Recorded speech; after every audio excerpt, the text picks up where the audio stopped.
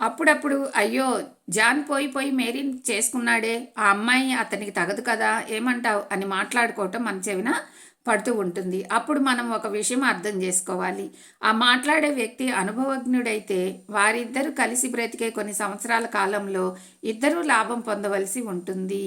ఇక్కడ ఒక విషయం మనం బాగా అర్థమవుతుందన్నమాట. ఎప్పుడైనా భార్య పోట్లాడుతూ ఉందనుకోండి, భర్త తొందరగా ఆధ్యాత్మిక జ్ఞానం తెలుసుకునే అవకాశం ఉంటుంది. భర్త ఆ భార్యని బాధ పెడుతూ తిడుతూ కొడుతూ హింస పెడుతూ ఉన్నాడు అనుకోండి, ఆమెకి తొందరగా ఆత్మజ్ఞానం తెలుసుకునే అవకాశం ఉంటుంది. ఇక్కడ ఈ విషయం మనకి చెప్తున్నారనమాట మాస్టర్స్. అలా ఇద్దరు కొట్టుకునే వాళ్ళైతే గనక వాళ్ళకి తొందరగా మేలు జరుగుతుంది. వాళ్ళు ఎవరో ఒకరికి తొందరగా ఆత్మజ్ఞానం తెలుసుకునే అవకాశం వాళ్ళకి ఉంటుందన్నమాట.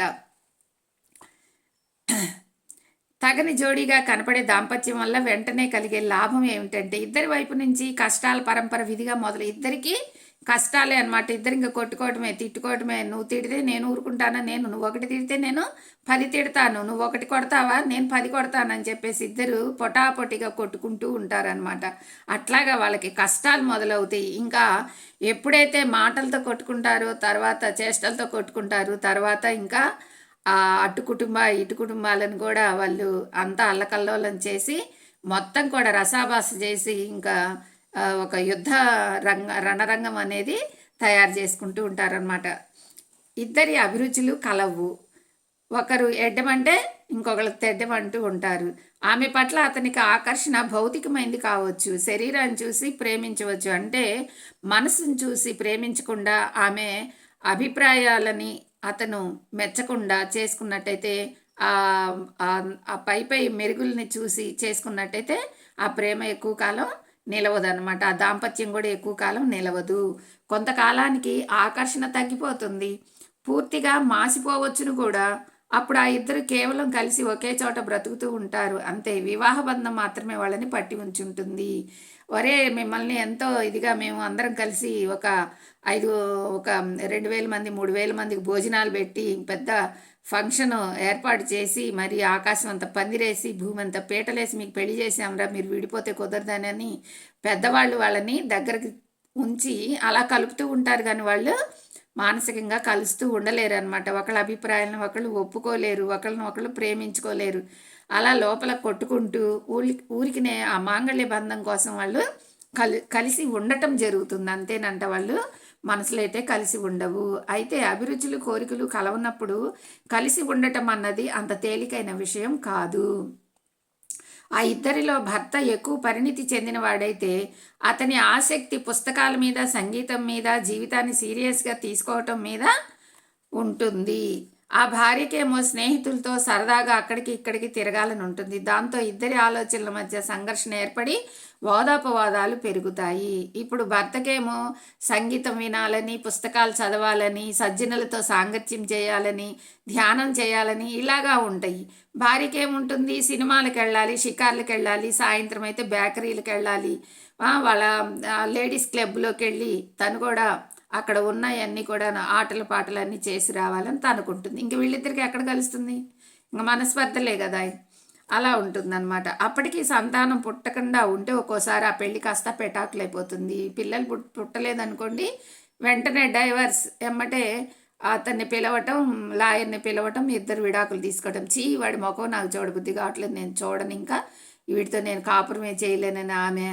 అసలు ఈమె నాకు తగిన భార్యే కాదు, నాకు నచ్చినట్టుగా ఉండదు, నాకు నచ్చినవేవి నన్ను చేసుకొనివ్వదు, తను నా వెనకాల రాదు, నన్ను ఫాలో అవ్వదు, నాకు అనుకూలంగా లేదని భర్త ఇద్దరు దుమ్ముగా కొట్టుకొని ఇక విడాకులు తీసుకుంటారు. పిల్లలు లేకపోతే, పిల్లలు ఉంటే కొద్దిగా ఆలోచిస్తారనమాట. కేవలం మనస్తత్వాలు కలవలేదన్న కారణంగా అలా విడిపోవటం మాత్రం చాలా విచారకరమైన విషయం, చాలా తప్పది.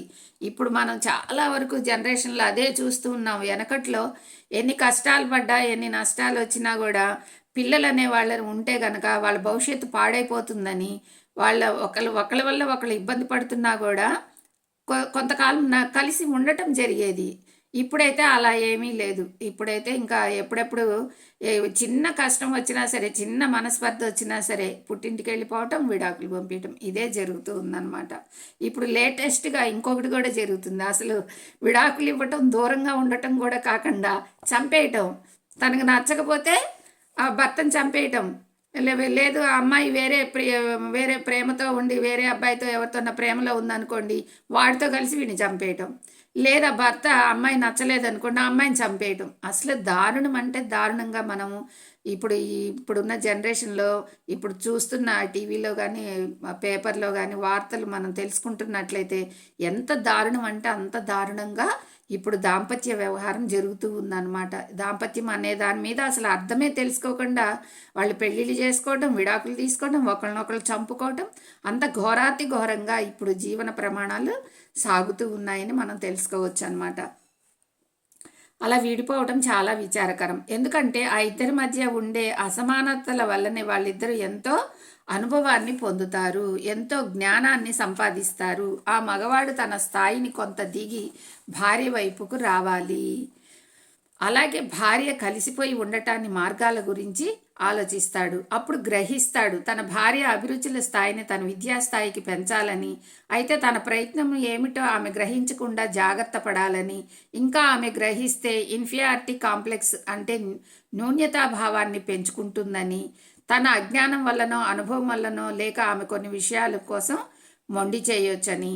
అది అతని అనవసరంగాను తెలివి తక్కువగాను అనిపించవచ్చు. మరి భర్త కనుక ఆత్మజ్ఞానం తెలుసుకున్నట్టయితే భార్యతో ఇలాగా ఆలోచిస్తూ ఉంటాడు. ఆమెను నెమ్మదిగా ఇలాగ ఆత్మజ్ఞానం వైపు ఇలాగ తీసుకురావచ్చు అని చెప్పేసి దీని గురించి మళ్ళీ మనం రేపు ఇంకొకసారి వివరంగా స్వాధ్యాయనంలో చదువుకుందాం ఫ్రెండ్స్. ఈరోజు స్వాధ్యాయం ఇది. Thank you friends. Thank you.